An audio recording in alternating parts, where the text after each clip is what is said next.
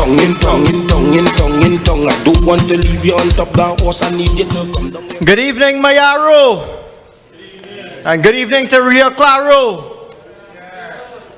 Now, I want to, of course, thank our chairman tonight, Mr. Dinesh Ramballt. I would like to particularly thank our powerful prayer leader this evening that started off this evening with such powerful prayers. I know we are good for the rest of July. I am sure about that. It is always important to start with prayer, and I had to commend our dear sister who started off and led us in prayer. I want to recognize Mr. Ryan Williams, Candice Dyer, Shafiq Mohammed, Renel Kisoon, David Law, Charlene Muna, Hazari Ramdin, Videsh Maharaj, and our chairman Raymond Cozier. What I have heard from them tonight, dynamic, powerful. They are the warriors, Rushton, of the southeast seaboard. I don't know how I can recognize all of them in the short time that I have, but I particularly want to say that I am impressed, very impressed with what I have heard this evening. Very conversant, Rushton, with all of the local government issues in their area and also the national issues, and having potential solutions for them. I have to say that I am very, very happy and proud to be part of this UNC team this evening here in Mayaro. My brother, Dr. Rai Ragbir, my other brother, MP Rujanath Inder Singh, and our host MP, who I am always grateful to, Mr. Rushton Parry, Member of Parliament for this area, his lovely wife, of course, Nalisha is here, and his beautiful daughter Kavita. I want to recognize them. Archie, who is always here with the UNC live feed, and I know all of you UNC faithfuls, members of the media. After what I have heard this evening, as I said, there's not much for me to say, but I wanted to address one particular issue. Because you see, in our country, we have all of these problems that you have heard before, and they are extremely important problems. But when you have problems which are critical and they erode the trust and confidence in what we say is what we call rule of law, that is just a nice way of saying the administration of justice and all that goes with it. These are things that could really cause the society to fall apart. And that is what I wanted to raise and to share some things with you tonight. Last Thursday, when we had the TNT Speaks Forum, just like this, we had it in St. Joseph, I spoke a little bit about the function of bail in the criminal justice system and the defeat. All of you will recall that because of our warrior brothers and sisters in the Senate and their hard work, we had the defeat of the bail amendment bill in the Senate last week. Government did not even bother to call Parliament for us in the lower house last week Friday. They went straight into vacation. That is the pressure that we saw from our senatorial colleagues. This week I want to touch on another topic which we sometimes call sub judice rule. But I must provide the setting, the context, and the explanation or the analysis that will follow. Ladies and gentlemen, this is a very simple concept, but you see Dr. Rowley and this smart man AG he now have, he had a smart man AG before in the personality of Faris Al-Rawi, but he got even smarter man in the personality of Reggie Amo. You see, they will say these things to the media and they will say these things for the benefit of the public, but it is not benefiting you. What they are doing in SMART is that they are refusing to answer legitimate questions, and that is something that is bad for our democracy.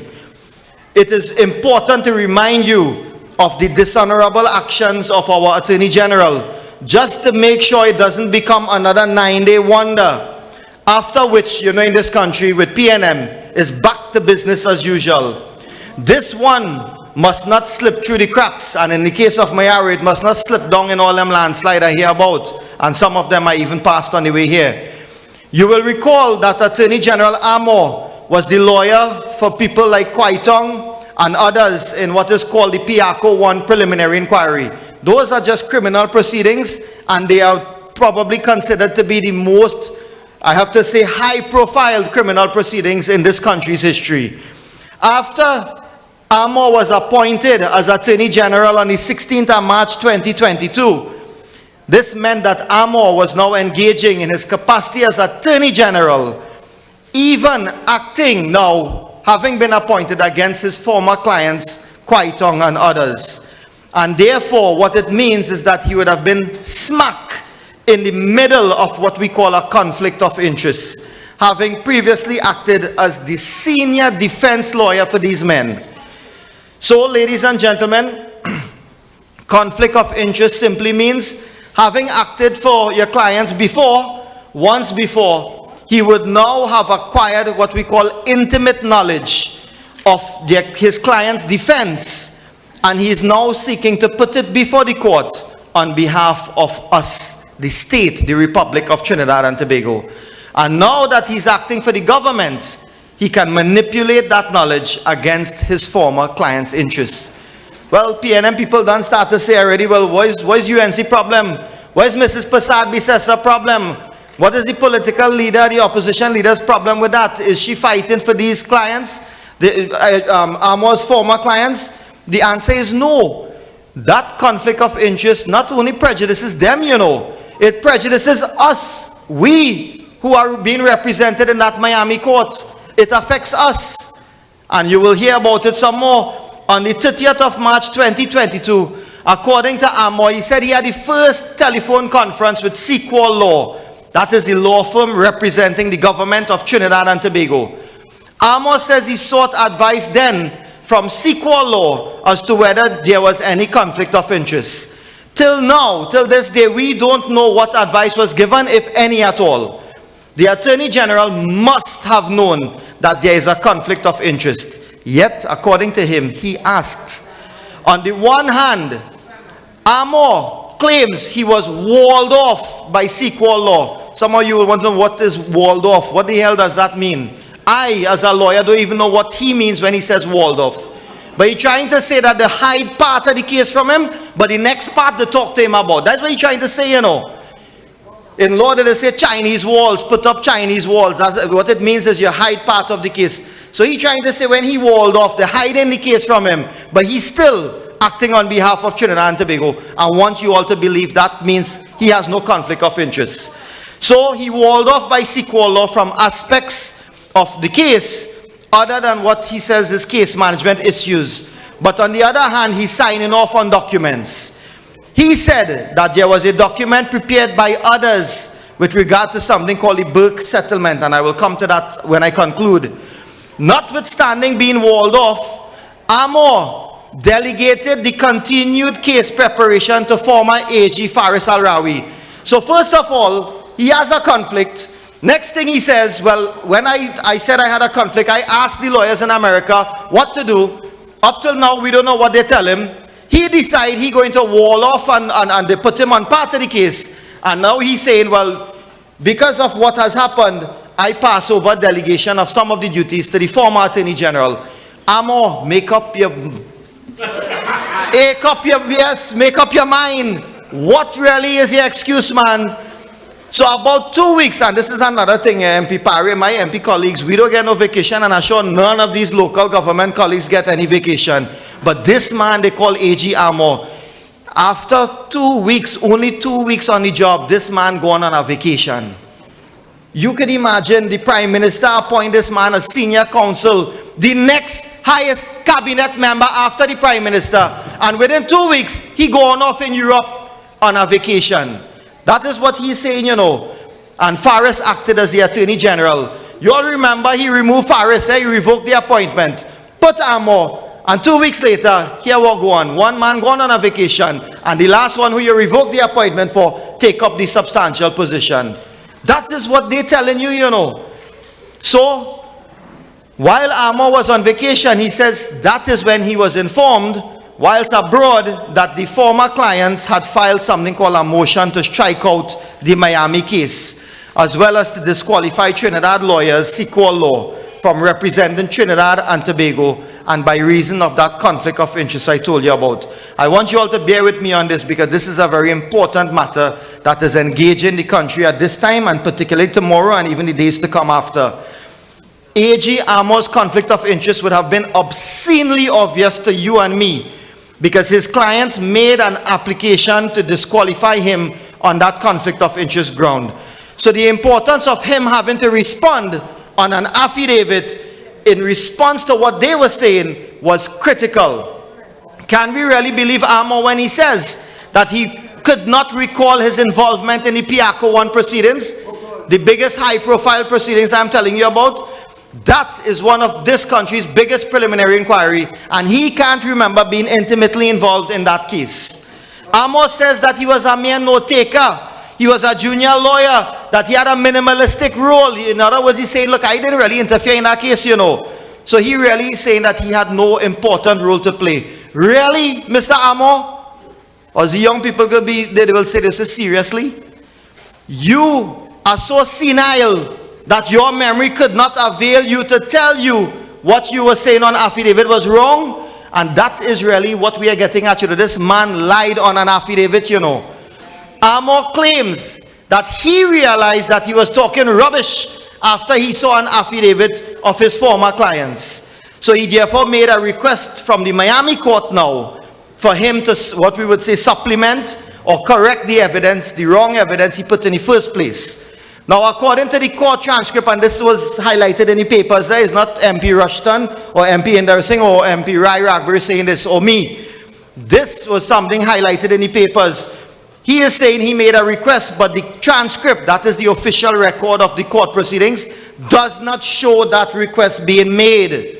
So I don't know where he's getting that. That is why we are saying we need to get some more answers. Amo says he recused himself from the matter. But listen to this, ladies and gentlemen. He recused himself only after the Miami court disqualified him from representing Trinidad and Tobago. Rowley said recently when he come back and he feel he want to buff up the whole of Trinidad and Tobago in a media conference, he said that he only know about a recusal, nothing about any disqualification. Dr. Rowley, what rubbish! What rubbish! Between Amo and Faris Al-Rawi, according to them, they filed an appeal in Miami now. But this, ladies and gentlemen, now begs the question. If you did not request the court to allow you to put further evidence before the court to correct the rubbish you put there in the first place on oath, because that is what the court transcript says, exactly what are you appealing now? You cannot fail. In other words, ladies and gentlemen, you cannot fail to ask a court for something and then blame the court for not knowing what you wanted in the first place because you didn't ask for it. This secrecy of the government, I want to know what is this secrecy about in relation to the appeal? What is the grounds of appeal? And what exactly are you asking the appeal court to do? Why can't they tell us that? If they say they file an appeal, tell us what you're asking the Court of Appeal to do in Miami. They're not telling us about the appeal, but they're trying to hasten it. Lawyers, they say expedite. That's just a fancy word to say you want to fast track the appeal. And the court in Miami refused to do that. That was reported last week. Ladies and gentlemen, why are we not hearing from the Attorney General and the Prime Minister concerning what we are reading in the media? The information that we are seeing begs many questions. The information points to conduct unbecoming of an Attorney General, unbecoming of a person who holds high public office. And the unrefuted information, which has been corroborated, it has been supported by A.G. Amo himself, points to a breach of ethics of the legal profession and the rule of law. This information, ladies and gentlemen, points to what I started off by saying, to a clear erosion of confidence which the people have in the administration of justice. So when they offer no comment on the basis of what we say is a sub judice rule, when the facts are already clearly in the public domain, it is not an option. Hiding behind the fact that there is some appeal pending in the Miami appeal court is not serving the best interests of you and me. And that is what it boils down to. But I just want to tell you very quickly. You see, in the criminal justice system, those who ever had to flirt with it or interfere with it or somehow be the recipient of that, in that system in this country, it continues to be the case where a person's guilt should only be decided by people who are lawfully appointed to deal with it, to adjudge it. And such a decision should not be made lightly. It must be based only on what we call admissible evidence presented in court. That is to say, evidence. Imagine you go in before court and you have to present something called evidence. It must be reliable and it must be reflective of some factual reality. Media publications about an ongoing legal proceedings, we accept, can potentially undermine the administration of justice. So if the media publishes something and it really highlights untested and hearsay, what we would say anecdotes, these could potentially influence the memories of witnesses and the mental evaluation of future witnesses connected to the case. And what that boils down to, it makes it in essence doubtful evidence. Justice cannot run that risk. We accept that. One cannot put your rights or my rights, if ever we are charged in a court, to a fair trial. We must not be at risk. The presumption of innocence must be something that is protected. So these are critical to the rule of law. So the sub judice rule essentially means that conversation on matters before the court must stop if it is likely to run the risk of prejudicing those rights that I mentioned. That is all sub judice means. So, in Parliament we also use it, but we don't need to get into that tonight. Let us examine exactly what Amor and the Prime Minister is saying in respect of the issue concerning his disqualification in Miami. Essentially, ladies and gentlemen, it is always a case of no comment. That is what it boils down to. No comment, the matter is before the courts. And then, you know, Amor used, he adopted what we say, I call it a self-inflicted vow of silence. How often do you hear this government saying to a media reporter, to press coverage, where there's alleged wrongdoing by the PNM, that they say no comment because the matter is in court? It's sub judice. How often are you hearing that now? Why should the existence of litigation in Miami excuse this Attorney General and this Prime Minister from accounting for their actions? Why should we, the public, be content with this non-answer? I want to ask you tonight whether the decision by the Attorney General to refuse to answer pointed questions from the media and pointed questions from you and me, members of the public, is based really on any legal duty, any other duty, or is it mere political convenience? That is what I want to ask you all, and you all have to answer that in your own minds.